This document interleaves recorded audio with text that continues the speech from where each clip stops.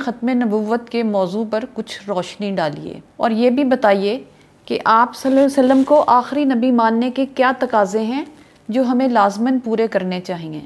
ختم نبوت پر ایمان لانے کا مطلب یہ ہے، یا رسالت مآب صلی اللہ علیہ وسلم کو خاتم النبیین تسلیم کرنے کا مطلب یہ ہے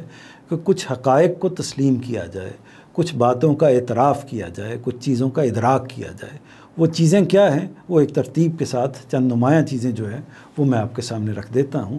ان میں سے پہلی چیز یہ ہے کہ یہ تسلیم کیا جائے، یہ مانا جائے کہ اللہ تعالیٰ کی ہدایت کا منبع و ماخذ اس دنیا میں اب نبی کریم صلی اللہ علیہ وسلم کے علاوہ کوئی اور نہیں ہو سکتا۔ آپ دین کا، اللہ کی ہدایت کا واحد تنہا ماخذ ہیں اور آپ ہی سے دین کو وصول کیا جائے گا۔ آپ کے علاوہ کسی اور جگہ سے دین کی سند حاصل نہیں کی جا سکتی یا دین کو وصول نہیں کیا جا سکتا۔ دوسری بات، اس بات پر یقین رکھنا ہے، اس بات کو تسلیم کرنا ہے کہ اللہ تعالیٰ کی ہدایت مکمل ہو چکی ہے۔ اللہ کا آخری نبی آ گیا ہے، اللہ کی آخری کتاب آ گئی ہے اور اللہ تعالیٰ کی طرف سے ہدایت کا تمام اہتمام جو ہے وہ مکمل ہو چکا ہے۔ اب اس کے بعد اس نوعیت کی ہدایت کی کوئی ضرورت انسانیت کو باقی نہیں رہی ہے۔ اور تیسری اور بڑی اہم بات یہ ہے کہ اس چیز کو مانا جائے کہ نبوت بھی ختم ہوئی ہے اور اس کے ساتھ ساتھ نبوت کے کمالات بھی ختم ہو گئے ہیں،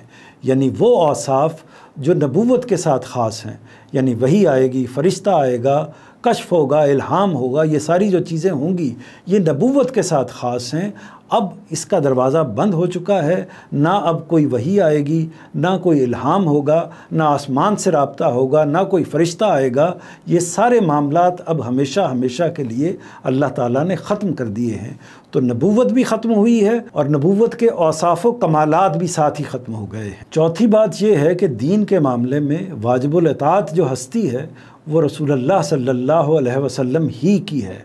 آپ کے علاوہ اس پہلو سے، یعنی دین کے پہلو سے کسی اور کی اطاعت نہیں کی جائے گی۔ آپ ہی کے سامنے سر تسلیم خم کیا جائے گا، آپ ہی کی بات کو دین سمجھا جائے گا۔ آپ دین کے پہلو سے جس چیز سے روکیں گے اس سے روکا جائے گا اور جس چیز کی اجازت دیں گے اس کی اجازت کو تسلیم کیا جائے گا، اور اسی طرح جس چیز کو آپ کرنے کا کہیں گے اس پر عمل درآمد کیا جائے گا۔ کسی پیر کو، کسی مرشد کو، کسی صوفی کو، کسی ملا کو، کسی عالم کو یہ حیثیت حاصل نہیں ہے کہ ہم باقی انسان امت ان کے سامنے ایک طرح سے اس حیثیت سے سر تسلیم خم کرے کہ ان کی بات کو اس طرح تسلیم کرے جس طرح کہ اللہ کے پیغمبر کی بات کو تسلیم کیا جاتا ہے۔ پانچویں بات یہ ہے کہ اس بات کو تسلیم کیا جائے کہ اگر کسی شخص نے نبی کریم صلی اللہ علیہ وسلم کے بعد نبوت کا دعویٰ کیا ہے،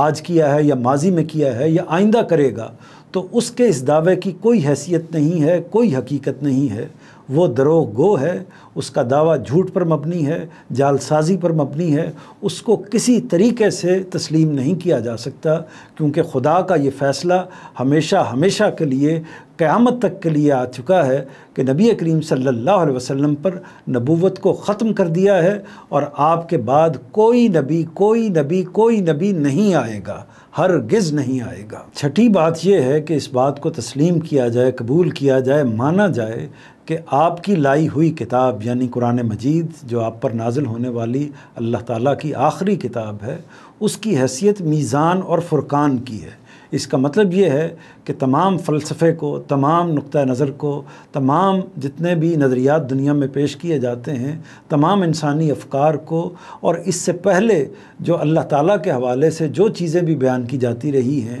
تمام کتابیں جو اس سے پہلے الہامی طور پر نازل ہوئیں یا ان کے کوئی نہ کوئی مسودات آج کی دنیا میں موجود ہیں، تمام تر چیزوں کو قرآن مجید پر پرکھا جائے گا، اس کی میزان میں تولا جائے گا اور اس کی کسوٹی پر جانچا جائے گا، اور اس کے بعد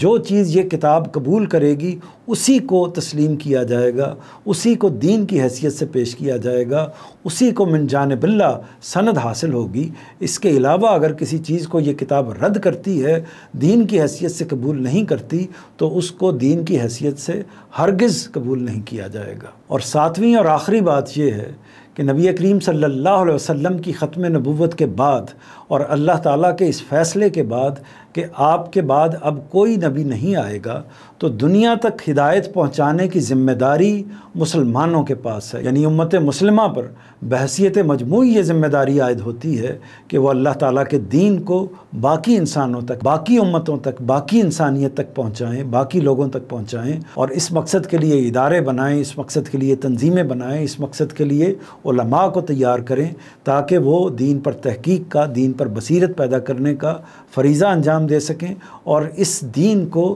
دنیا کے کونے کونے تک مختلف زبانوں میں، مختلف اسالیب میں غیر مسلموں تک، اور اسلام کے بھی جو پیروکار ہیں، جو مسلمان ہیں، ان تک بھی صحیح علم کی، صحیح دین کی تفہیم کی جائے۔ تو یہ امت کا بحیثیت مجموعی فریضہ ہے کہ وہ ختم نبوت کے بعد اس فریضے کو، اس کام کو بھرپور طریقے سے انجام دیں۔